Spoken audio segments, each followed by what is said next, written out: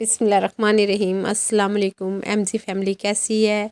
आज मैं मौसम के हवाले से, जैसा कि लाहौर का मौसम है, रिमझिम हो रही है और अचानक से मेहमान आ जाए तो झटपट से बन जाने वाली बेहतरीन सी मज़ेदार सी जायकेदार सी डिश लेके आई हूँ, जो आप बनाएं और सबसे तारीफ़ पाएँ।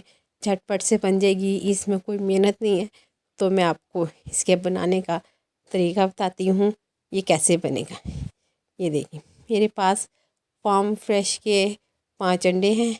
ये बहुत ही अच्छे होते हैं, इनका जायका बहुत अच्छा होता है। इनको हलाल खुराक दी जाती है, जिसकी वजह से ये जायके में बहुत मज़ेदार होते हैं और कम ख़राब निकलते हैं, सियाने भी नहीं होते, जैसे कि मैं अपनी पहली वीडियो में आपको बता चुकी हूँ। अब हम अंडे उबालेंगे। ये देखिए, मैंने अंडे उबाल लिए हैं। इनके छिलके बड़े आराम से उतर गए हैं, कोई ख़राबी नहीं आई। अब मैं इन अंडों को काटूँगी, इनकी जर्दियाँ और सफ़ेदियाँ अलग अलग कर लूँगी। ये इस तरह से काट के मैंने अंडों की जर्दियाँ अलग कर ली हैं और सफ़ेदी अलग कर ली। ये सारी सफ़ेदियाँ अलग हैं और जर्दियाँ अलग हैं। ये मेरे पास सरसों का तेल है। सरसों का तेल जो है एक कुदरती है, इसमें कोई केमिकल नहीं होता और ग़िज़ा के लिए बहुत अच्छा है। ये चॉप की हुई मेरे पास 2 दरमियानी साइज़ की प्याज हैं, इस तरह से मैंने बारीक काट लिया है। 2 अदद टमाटर हैं, मटर हैं, एक आधा कटोरी मटर है मेरे पास, हरा धनिया, हरी मिर्चें हैं, जो हम बाद में गार्निशिंग के लिए इस्तेमाल करेंगे। तो अपनी रेसिपी शुरू करते हैं। ये देखिए, मैंने इन सफ़ेदियों को फ्राई कर लिया है सरसों के तेल में।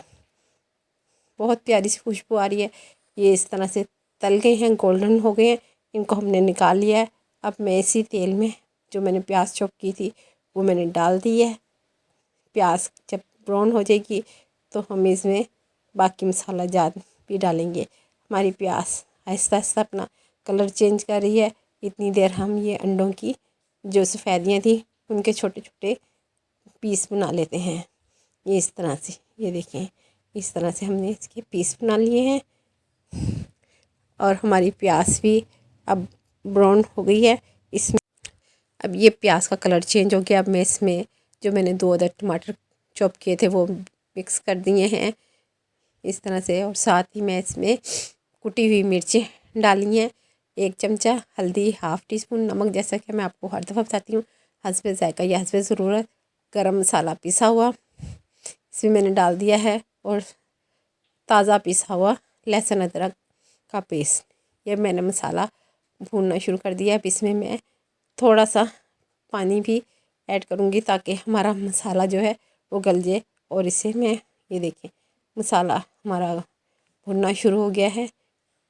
ये घी अलग हो गया है। मसाला भुनने की पहचान ये है कि घी साइडों से अलग हो जाए। अब इसमें मैंने मटर भी ऐड कर दिए हैं ताकि मटर भी थोड़े से तले तले से हो जाए।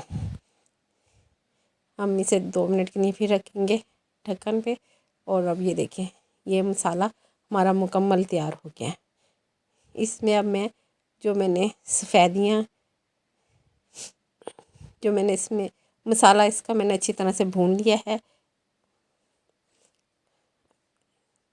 ये इस तरह से, ये देखिए, मटर भी हमारे गल गए हैं, अच्छे से मटर गल गए हैं। अब ये जो मैंने सफ़ेद जर्दियाँ मैंने निकाली थी उनको मैं इस मसाले में शामिल करूँगी और अच्छे से इसको भून लूँगी ताकि सारा सफ़ेद जर्दियाँ जो हैं वो इसमें मिक्स हो जाए मसाले में।